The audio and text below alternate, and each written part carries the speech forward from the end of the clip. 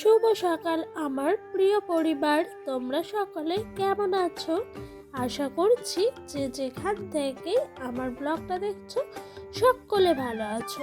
তোমাদের আশীর্বাদ ও ভালোবাসা সাথে নিয়ে আজকের ভিডিওটা শুরু করলাম।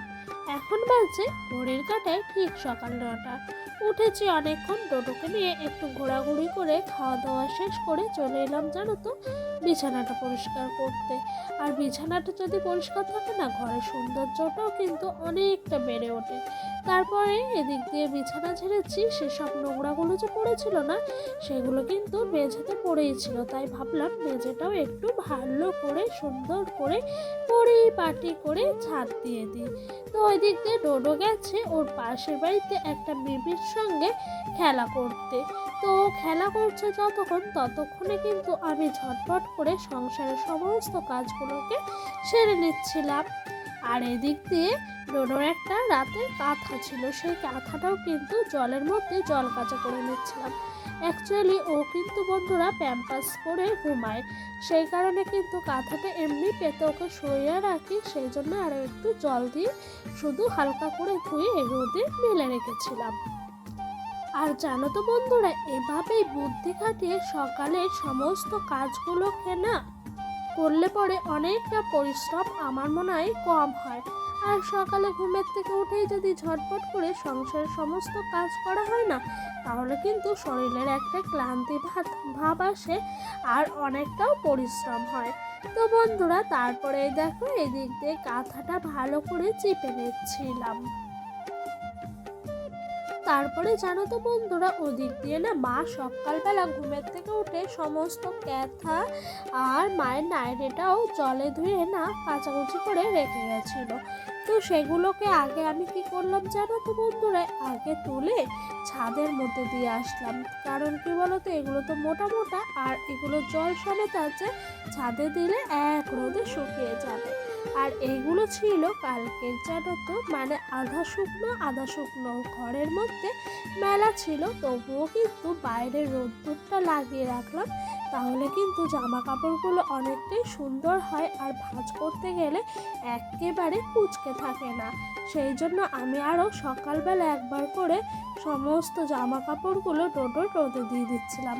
আর এই যে প্যান্টটা দেখেছো, এই প্যান্টটা কিন্তু ডোডোর একটু বেশি ভেজা ছিল, তাই কিন্তু হচ্ছিল না। তো বন্ধুরা এই দেখো এদিকে কাজকর্ম সারতে সারতে ওদিক দিয়ে কিন্তু একটা পার্সেল চলে এলো। তো পার্সেলটা কি আছে তোমরা ভাবছো তাই না? তো বন্ধুরা দাঁড়াও একটুখানি ওয়েট করো, তোমাদের সবাইকে দেখাচ্ছি পার্সেলের মধ্যে কি আছে।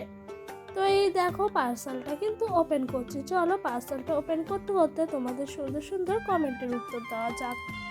তো এক দাদাভাই কমেন্ট করেছে আমাকে, আপনাকে দেখে আমার অনেক মায়া লাগে, একদিন জীবনে সব ইচ্ছে পূরণ করতে পারবেন, আমি দোয়া করি সবসময় ভালো থাকবেন, ফ্রম বাংলাদেশ। তো দাদা ভাই আপনাকে অসংখ্য ধন্যবাদ জানাচ্ছি এত সুন্দর একটা কমেন্ট করার জন্য। আর আপনি আমার ভিডিওটা বাংলাদেশ থেকে দেখছেন, তার জন্য কিন্তু আমার অসংখ্য ধন্যবাদ। আর সত্যি কথা বলতে আপনি যে ভগবানের কাছে আমার জন্য প্রে করছেন, এটা কিন্তু অনেক ভালো লাগলো যে আমি একদিন পারবো আমার সব ইচ্ছেগুলো পূরণ করতে। সত্যি বলতে আপনারা যদি আমার এভাবে পাশে থাকেন, তাহলে সত্যি কথা একদিন না একদিন আমি কিন্তু পারবোই আমার সব ইচ্ছাগুলো পূরণ করতে, বা স্বপ্নও বলতে পারো সেগুলোকে পূরণ করতে। তো বন্ধুরা এই দেখো টোটো জলের বোতলটা খোলা হয়ে গেল, আর বোতলটা কত সুন্দর না, বোতলটা কিন্তু খুবই সুন্দর। আর ডোডোর এত পছন্দ হয়েছে, এই বোতলটাও দিচ্ছে না। এখন শীতকাল পড়েছে, ডোডো জল খেতে সেরকম চায় না, আর এই বোতলটা এনাতে ও না খুব জল খাচ্ছে, যতটা জল খায় না তার থেকে বেশি বেশি করে জল খাচ্ছে।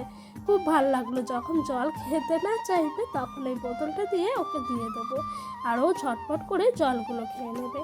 তো বন্ধুরা তারপরে মা এদিক দিয়ে রান্না বসিয়ে দিয়েছে। তো আজকে সব রান্না শেয়ার করা হয়নি, কিছু কিছু শেয়ার করলাম। এই দেখো এদিক দিয়ে মাছের তেলটা ভেজে নিচ্ছিল মা। আর মাছের তেল খেতে কিন্তু আমার সত্যি খুব ভাল লাগে, খুব এত ভাল লাগে তোমাদেরকে বলে বোঝানোর মতো না।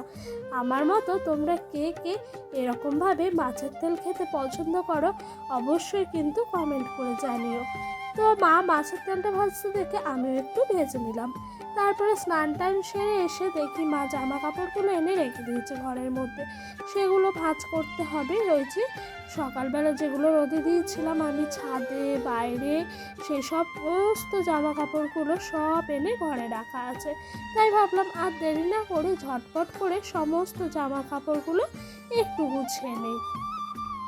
আর ডোডোকে স্নান করালাম, স্নান করিয়ে কিন্তু ভাত খাওয়াতে পারিনি। ও স্নান করালেই যেন বন্ধুরা ঘুমিয়ে পড়ে তাড়াতাড়ি।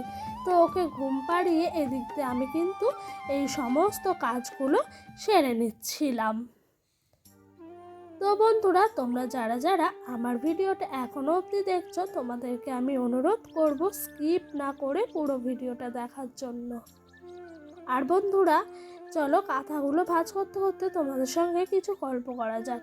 তোমাদের যদি আমার ভিডিওটা ভালো লেগে থাকে অবশ্যই কিন্তু একটা লাইক আর একটা কমেন্ট করো। আর যদি আমার ভিডিওটা আরও ভালো লেগে থাকে অবশ্যই কিন্তু চ্যানেলটা সাবস্ক্রাইব করে পাশে থাকা বেল বাটনটা প্রেস করে দিও।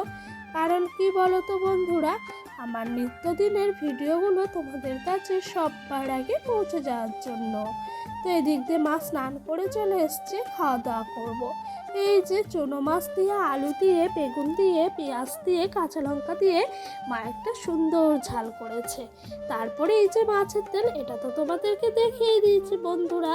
তো তারপরে এদিক দিয়ে মা করেছে তোমার ডোডোর জন্য সব সবজি দিয়ে মাছের ঝোল, আর আমাদের জন্য বড়ি সিম তারপর তোমার মূলো আর সমস্ত সবজি দিয়ে পালং শাক। আর এদিক দিয়ে মা করেছে তোমার টমেটো দিয়ে ডাল। আর আজকে আমার জিজুর বার্থডে ছিল। দিদি জানো তো আমাদের জন্য কিছু খাবার পাঠিয়ে দিয়েছে। জিজুর এটা বার্থডে কেক, কত সুন্দর ছিল না কেকটা, সত্যি দেখতে যেরকম সুন্দর খেতেও কিন্তু অপূর্ব সুন্দর। তারপরে এদিক দিয়ে কিছু খাবার পাঠিয়েছে। তো এই দেখো এখানে রয়েছে পনির, পনিরটা খেতে কিন্তু অসাধারণ হয়েছিল। চিলি পনির পাঠিয়ে দিয়েছিল দিদি। তো আরও অনেক খাবার পাঠিয়েছে, দাঁড়াও দেখাচ্ছি। ওদিক দিয়ে ছিল পোলাও, পোলাওটাও অসাধারণ হয়েছে, বিশেষ করে ডোডোর কিন্তু খুব ভালো লেগেছে।